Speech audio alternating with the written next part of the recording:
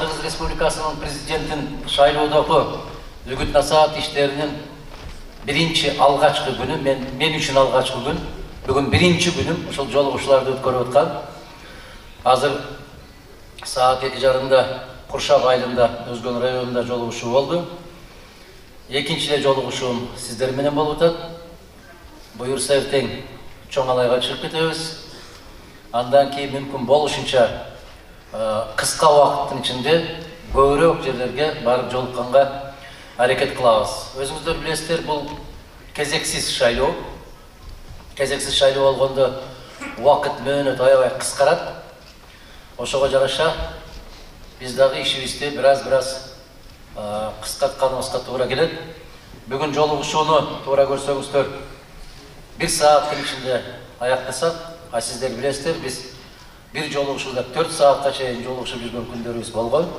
Суроо жооптор аябай көп. Мен сиздер менен жакында эле ушул жерден жолугушуп кеткенмин парламенттик шайлоонун алдында. Ошол кездеки сүйлөгөн сөздөрүбүз, ошол кездеки эскертүүлөрүбүз таасир кылбады окшойт. Биз айттык эле ошондо дагы Кыргызстанда адилеттүү, нукура, элдик шайлоо өтмөйүнчө эч качан өлкө да тынчыбайт, эл да тынчыбайт, келечегибиз дагы ачылбайт дегендей болот. Ал таза шайлоо дегендин ичинде эки маани бар. Биринчиси таза шайлоо дегенибиз коомубуз өзү таза шайлоого даяр болуш керек.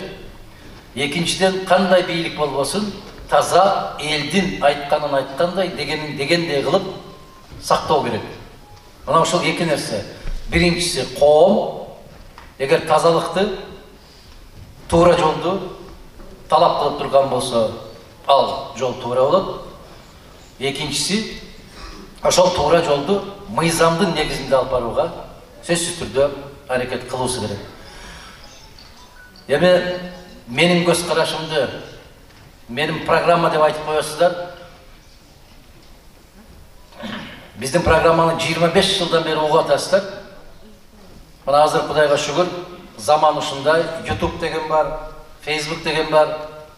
Менин өзүмдөгү жок видеолорду телефонго жүктөп коюп атып эле чыгып атат, көрүп атасыздар. Муну бүгүн сүйлөдүбү дегендей кылып көп суроо беришет. Жок. Аны биз 15 жыл башта сүйлөгөнбүз. Биз кээде көңүл бурбай калып турбуз да, карабайсыздар. Ал кездеги биздин чачыбызда бир талак чач жок, кап-кара бойдо. А көп ойлойт бүгүн сүйлөп атат деп. Жок. Ал сөздөр өзгөрүлгөн эмес, эмне үчүн? Биздин позициябыз өзгөрүлгөн эмес. 15 жыл башта, 20 жыл башта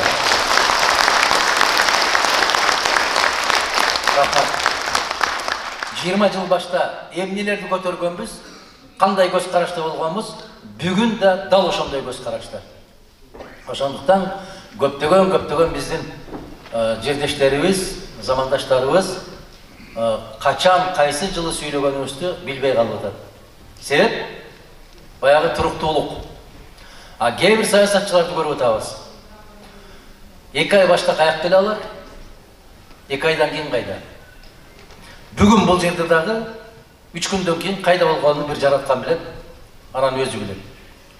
Биз урматтуу, касиеттүү Кыргызстандын калкы, жараткандан ушуну тилейбиз. Эч качан сөзүбүздөн мүдүрүлтпөсүн. Эч качан аягыбыздан мүдүрүлтпөсүн. Бизди сөзүбүздөн жаңылтпасын.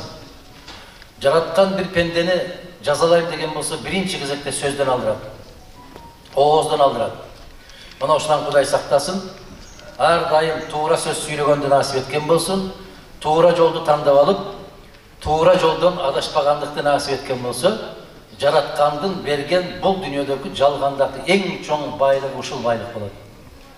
Биз байлык деп куруп койгон ресторандарыбызды эмес, байлык деп банкка салып койгон акчаларыбызды эмес, байлык деп ал жактан бул жактан келип аткан каражаттар эмес, байлык деп дал ушуну түшүнөбүз.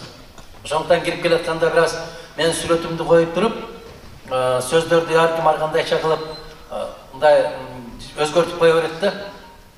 Биринчи кезекте биздин бараткан, президенттикке бараткандагы талабыбыз ушул: ыйман, мыйзам, тартип. Биринчи кезекте ыйман турат.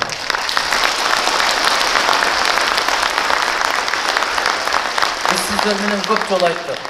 Ыйман эле бекем болгон болсо, мыйзамдын да кажети жок. Себеп ошол ыймандын ичинде баары бар. Ыйман болбосо, мыйзамың керемет болсо деле ал кармалбайт. Ал сакталбайт, ал аткарылбайт. Мына Кыргызстан ачыктан ачык бир үлгү. Биз жараткандан буйрук болуп, калың элдин колдоосуна ээ болуп, 10 январда президенттикке жарышта биринчи болуп келип калган болсок, ушул 6 октябрдан берки кабыл алынып аткан бардык чечимдердин баарын жокко чыгарабыз дагы. Конституциялык талаага кайра киребиз.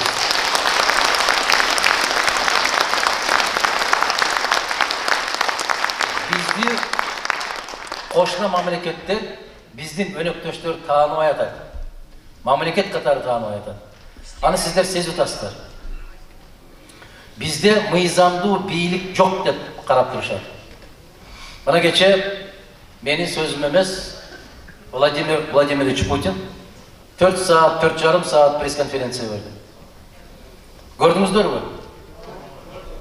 Кыргызстан жөнүндө эмне деди? В Кыргызстане постоянная чехарда деди. Чехарда деген сөз Мадумаровдун баягы эле бизде баш аламандык деген сөз. Менин Салижан экем айткандай, мен кыргызча айтып атам, Владимир Путин аны орусча айтып атат. Мен кыргызча айтсам, сиздер көп ишенбей атасыздар, а киши орусча айтса ишенип атасыздар. Айырмасы ушул эле. Ушул эле айырмасы. Суроолор аябай көбөйүп кетти. Мен сүйлөп атып эле ушул суроолоруңуздарга жооп берип атып, өзүмдүн көз карашымды билдире кетсем, кандай дейсиздер? Себеп ар бир суроо берип аткан киши үмүт менен берип атат, кыска жооп берип, эгер кайталанып кеткен суроолор болсо, билесиздер, бизде дайым практикада ушундай, бир да суроо жоопсуз калбайт.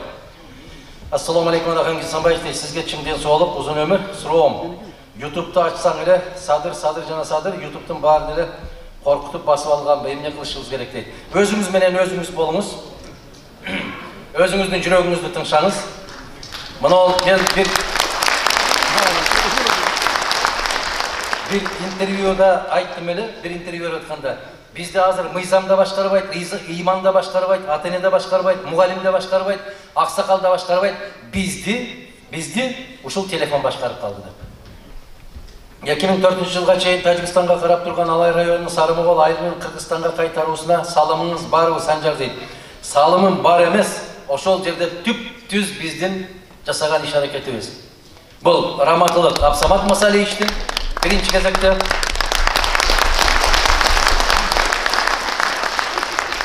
ошол кезде Алайдан депутат болгон Исмаил Исаковичтин жана Адахан Мадумаровдун үчөөнүн түздөн-түз салымы ошол 60.000 гектар жер, 60.000 гектар жер.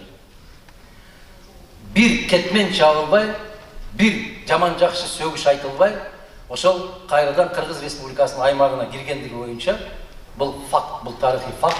Азыр ошо Кыргызстандын жери. Адахан Кисанбаевич, Аллах колдосун, сизди ишиңизге ийгилик. Көлгө эми агитация кылбайсызбы? Кандай болот эми? Коркунуч пайда болуп турат дейт. Сиз коркпоңуз. Сиздин корко турган эч кандай жагдайыңыз ага шарт эмес. Биз дайым ушул позицияны карманып келебиз.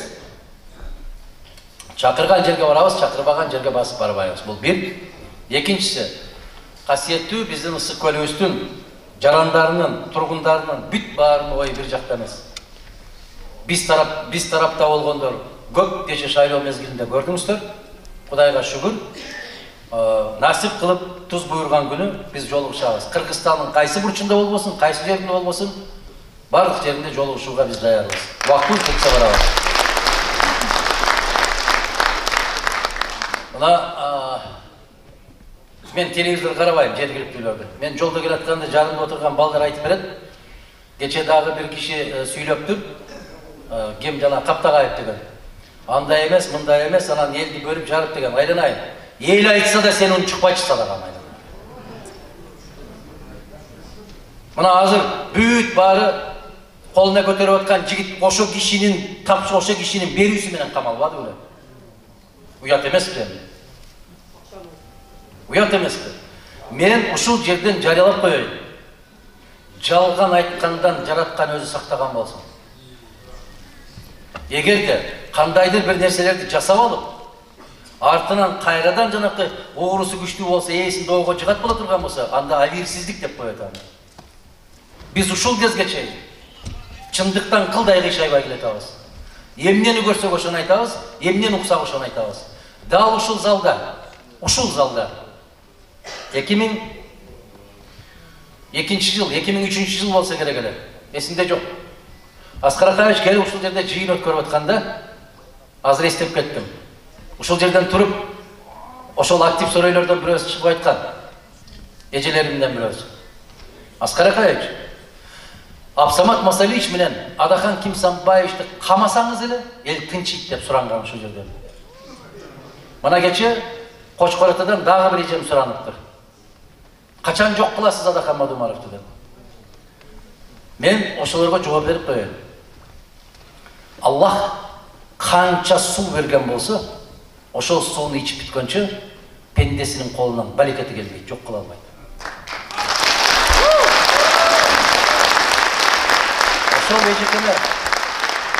Ошол эжекеме кайрылып айтып коеюн. Бирөөгө жамандык тилегенче өз ыйманыңдын бекемдигин тиле. Өмүр каш кабактын ортосунда. Кырсык сыяктуу. Бул жака салам берип, бул жака салам бергенче жүрөгүң иштеп турабы, турбайбы, ага эч ким кепилдик берген эмес. Андан көрө истигфар айт дагы Аллахтан кечирим сурай эже. Мени жок кылып эмне кыласың? Мен сенден чай сурап атамбы? Мен сенден нан сурап атамбы? Мен үйүңө кирип бирдеме деп атамбы? Мына ошол талапкерлердин бирөөсүнө кече ошо суроо бериптир. Качан жок кыласыз деп. Бизди жок кылабыз деген азаматтардын көбү болгон. Эч качан ошол баягы мен коркуп атам, коркунуч пайда болуп атат деген кишиге айткандай эле, коркпоңуз. Бир башта бир өлүм. Аллах пендени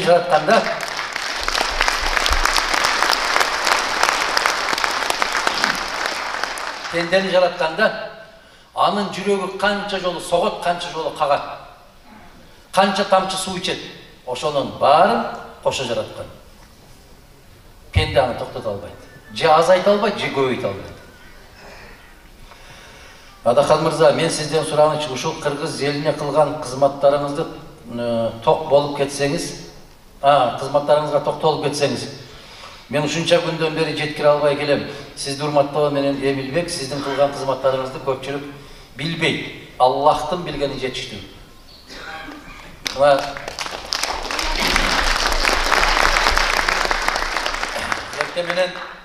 Эрте менен балдар кичине бир нерсе тартып аткан экен. Ошол жерге бир сүрөткө туруп бересизби дегенден, ошол Сулайман Тоо жакка чыгып баратып, Сулайман Тоо мечитин карап, мына ошол Сулайман Тоо мечитинин курулушун, ошонун демилгесин раматылык менин атам баштаган эле десем, ошондойбу дейт. Анан эмне үчүн биздин казылар, биздин имамдар айтпайт дейт. Айтпайт. Аллах сактасын айткандан дейт.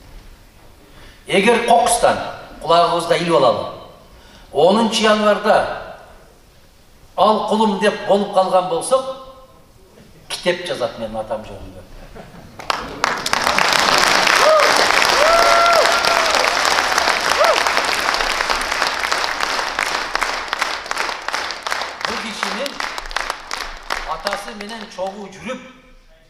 ушунча жыл жетелешип, чай ичип, ар жума сайын ушул чайканадан чай ичип, аксакалдын батасын алып калган элек деген том китептер чыгат. Иншалла биз билебиз. Биздин элибиздин кандай учурда кандай деп айтарын билебиз го айндар. Биз асмандан түшкөн жокпуз го.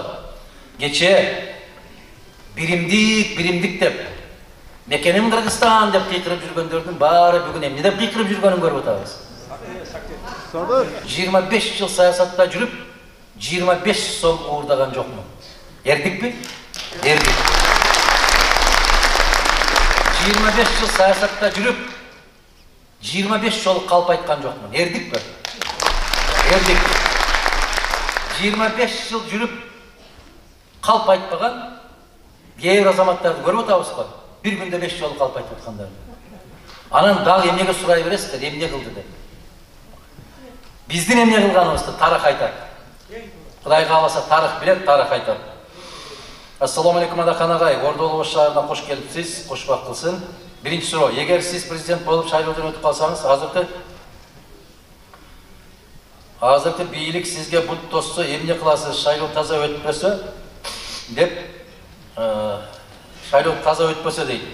Шайлоону таза өткөрүшүбүз керек, элдин каалоосу болуусу керек деп 2 октябрда жеңиш аянтында мен кайрылдым эле. Бийликке, Жээнбековке. Укпай койду, эмне болду? Укпай койгондон кийин көрсө, а кишиге каршылар аябай эле көп экен го. Мен жалгызмын деп жүрүп турмун. Мына 115 депутат чүчкүрсө дагы туура чүчкүрдүңүз деп жүргөндөр бит эле душман экен го ага. Кече тооба кылдым, башта 40 жылда келет дечиле. 40 күндө келди. Мен тооба кылдым. Ушул Каракулжада бир эжем чыгып, аябай каттуу менен айтышты эле. Мен ушу оозума сала берген экен, эртең кокус бир нерсе болуп кетсе, сокени мен коргоп чыгам. Эже сизди таппай калам дедим эле. Мына бул сокен Жээнбеков кетпеши керек деп мен чыктым. Конституция бузулбасын деп мен чыктым. Эжемден кабар албадым, үнүн укпадым. Ошон үчүн таза өткөргөнгө аракет кылыш керек. Мен сөзүмдүн башында айттым, таза өтпөсө биз эч качан бир тынчыбайбыз.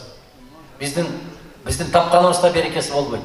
Себеп арам жол менен тапкан нерсе жукпайт. Аны мына президенттик шайлоолор, парламенттик шайлоолор бизге бир канча жолу далилдеп көрсөттү. Эгер сиз президент болсоңуз, Кытайдан алган карызды кантип төлөйсүз дейт. Ичирбей, жедирбей, уурдатпай койсоң өзүнөн өзү төлөнөт. Менин көзүмдө кошобойт. Биз жер берип кутулабыз, аны берип кутулабыз деген сөздү айтпайбыз.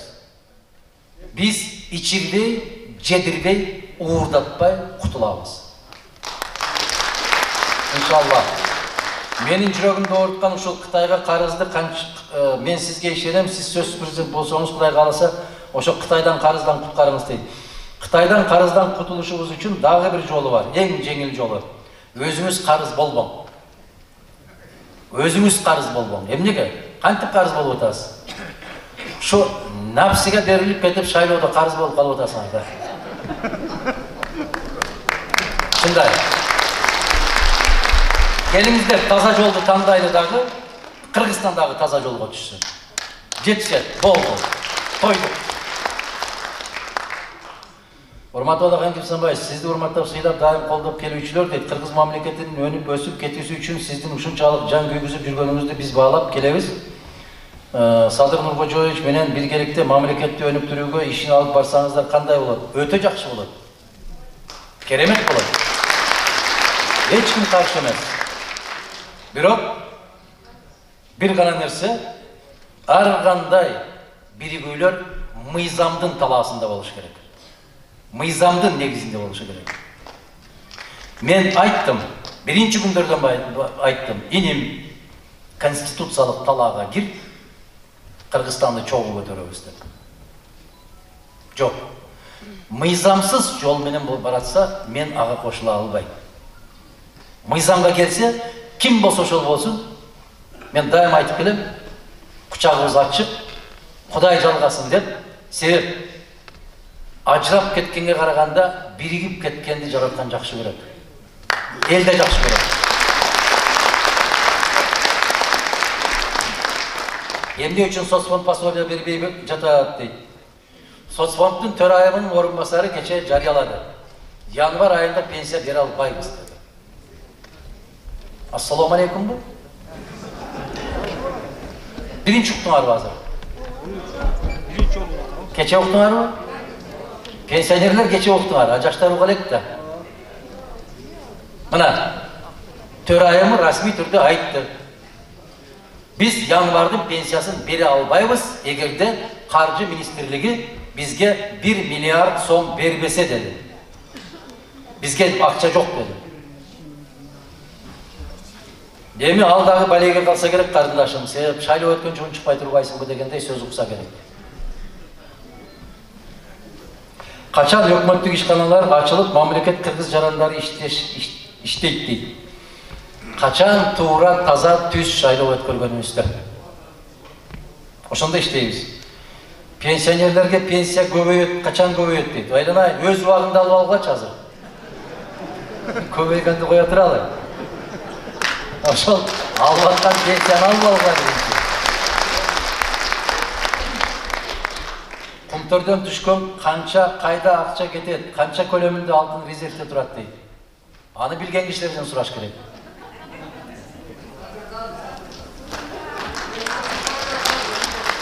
Ал жакта калган жок деди го. Дагы бирөө жазып тур, ал жакта калбаса эмне алар кой кайтарып жүрөбү эле. Мындайда туугандар, өзүңөр билген суроону менин оозумдан айттырбагыла. Тамак аш азык аябай кымбаттап кетти го дейт. Этти арзандатышка мүмкүнчүлүк барбы, Надыров Кумарбек дейт. Эч нерсенин кереги жок экен, эт гана керек экен да. Эми тамак аш кымбаттап кетти, кымбаттайт, мындан да кымбаттайт. Неге? Биринчиден кошуналар менен мамилени түзүшүбүз керек. Оңдошубуз керек. Казакстан менен чек ара ачылышы керек. Жанагындай 4 километр, 7 километрге созулган машиналар, автоунаалар өтпөй калган нерсе токтошу керек. Андай болбойт. Биз газды буып коебуз дегендей сөздөр болбошу керек. Ошондуктан айтып атам мен сиздерге. Бизди башка өнөктөштөр таанышы керек. Таанышы керек дегенди түшүндүрө албай атсам керек сиздерге. Бизди кантип тааныбайт дегендей. Сизди тааныйт. Мамлекетти тааныбайт. Жок мындай мамлекет.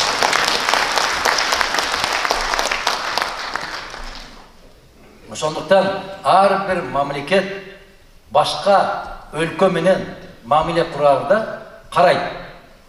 Буларда мыйзам барбы? Буларда мыйзамдуу бийлик барбы?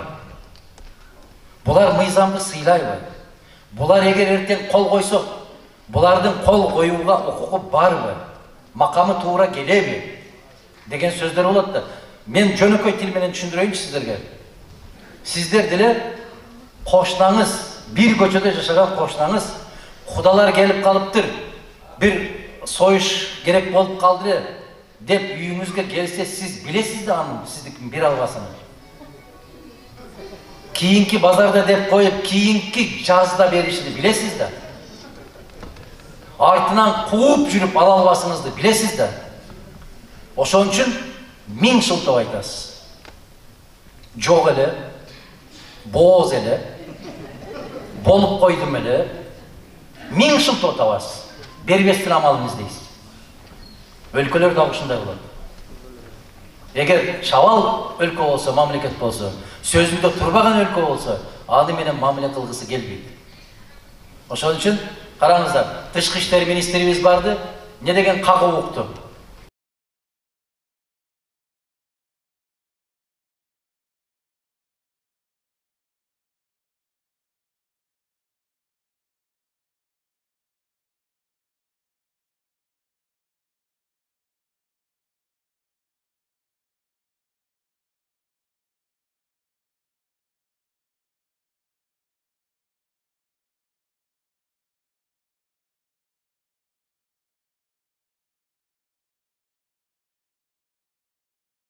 мыйзамыбызда жазылган.